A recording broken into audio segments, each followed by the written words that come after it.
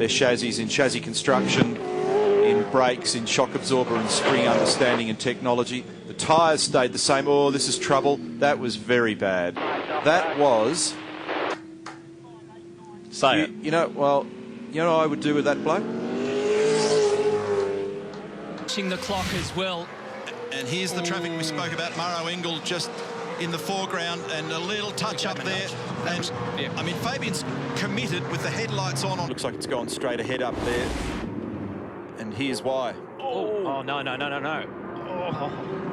Oh, that's a very bad incident involving traffic. I can't pick up which of the two Ford Performance racing cars it was, but a bit of indecision between two drivers and triggered. He's going to have another crack here. Here's the replay onto the front straight on the last lap. Whincup moved him right over too far. Oh, how close to you? Too far. And I wouldn't be surprised if there's a little bit of an investigation into that one. This is wild. There are no championship points to play for here. Which is great. We have points to determine an overall winner for the weekend and double... Actually wiping it on the wall. Oh, dear. So we've got cars... Here we go. Here we go. Oh, my God. That's just crazy. So here's the replay, and this could have been tears early in the day, and in fact, Courtney was on the slide. Very good sight for him. Did you see that in the background? That was David Wall in the grass at the top of the hill. There he is. He was in the grass at the top of the hill because... They're doing 255 kilometres an hour on the run to turn 7. They don't stop well on the grass, and gee. Coming down here, down the hill, down towards turn 7. So this is the onboard vision that takes your breath away. Wow.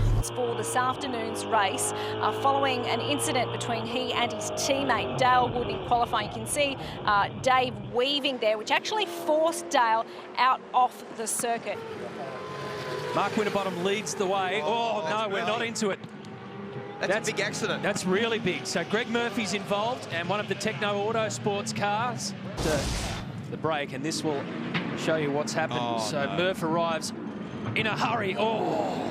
This has been coming for a long time, this sort of incident, unfortunately. It's this huge speed differential as everyone tries to find their space. You know, somebody's at full tilt, in this case Greg Murphy, while someone else is just dawdling along. And yeah, that's just very, very bad and sad to see. He knows there's potential for compromise. Slade's been informed, they've given him space. Well done. Great situational awareness from the team. Will destroy the lap for McLaughlin. Does he get away with it? Well, so far he has. Blue flags, but this is less than I split we've seen in the session. He's pulling a magic trick at the moment, threading his way through and finding space, but he had to roll out of it in the braking area to 4, aborting the lap. What a catastrophe. And then Scott McLaughlin was fastest in sector 2 and 3. Have a look at the traffic. That's always a problem here, and you've got Caruso arriving at max speed here, and that's his teammate. He's going to hit. Oh, that's a nasty so dangerous. incident. So that's Van Gisbergen well and truly off, and probably avoided tyre damage, but there's a very strong likelihood of an impeding issue there. What were you doing on the exit of turn 1? Here we go, check this out. So Will moves out, he's warming the tyres up, and here comes Alex. Oh, that is close. That's very similar to what happened at Ipswich a couple of weeks. Satisfaction. Well, Scott McLaughlin's climbed out of his Shell We Power Racer. Did you see that, Murph? Sorry, no, I didn't see it. That was out of control. Garth Tander almost speared into Alex Rouleau at 260 kilometres an hour. He's 10th at the moment. It's only 0.34 behind. Here comes Tander on the replay. They're feeding out of the lane. Alex Rouleau is the one that ultimately just drives straight in front of Tander, who has to dive to the left. Caught here with Aaron Russell, so we want to make sure that Aaron Russell starts that lap. Oh, no! Oh, that was so close. That was almost a Jonathan Webb, Greg Murphy incident. Behind, still on their flyers, and pitting this lap, please, mate. Really good job. Check this out. He didn't know whether he was going to go to the left or the right. Too tight. Coming out of turn 13, he's going to come right up to traffic. And Scafey, this has been one of the things that the guys were talking about leading up to this event, and then throughout practice yesterday. Pit stop has cost Jason Bright. This is what you spoke about before with David Reynolds and Jamie Whincup.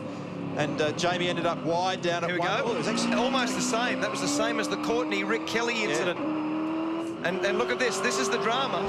Guys have had a look at Jamie Whincup, have seen that that tyre will do 20 laps successfully around here, and said, hey, let's go for the end of the race. Have a look at this. Yeah, I reckon this is on the straight, and the cars were actually overlapped. I'd be surprised if that doesn't attract a bit of interest in race control, and for Garth, I think that's right on the very limit of tolerance. Same time for Bright and for Coulthard.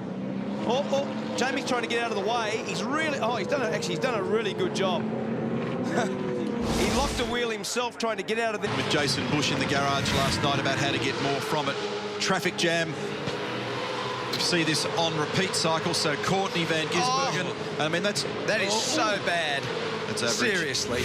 So Rick Kelly... He's going to have another crack here. Here's the replay onto the front straight on the last lap. Whincup moved him right over, too far. Oh, how close do you Too far. And I wouldn't be surprised if there's a little bit of an investigation. Adjustment to and sent him. Now, James has got the lights on. He's committed as the rest of the field are dawdling here. So, oh my goodness me. That was big. It was not good. It's qualifying, and they're all over the road like Brown's cows here. Oh, Will's actually got room. Now, why Will is not over on the right-hand side of the road where Craig Lowndes is? It's only 100th away to this traffic. This will hurt him. This will be the end. That's the end. Destroyed that lap. And the temperature to be up so that the green tyre grip is maximised. Lowndes is going to be hurt here. This is bad. That is bad. That's Slade who's just caught Lowndes. He needed to be out of the way then. No doubt, Lyco. This is the replay. So this is turn 4, and Lowndes almost speared the back of Slade. So Slade was in the way. He needed to be off the throttle and allow Craig. Car at this stage. We think it's for the witches' hats at the top. But look at Premer in the top left of screen.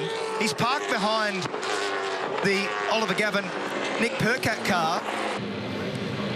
Very frustrating. The Frenchman will be back in action again next week at the Nürburgring.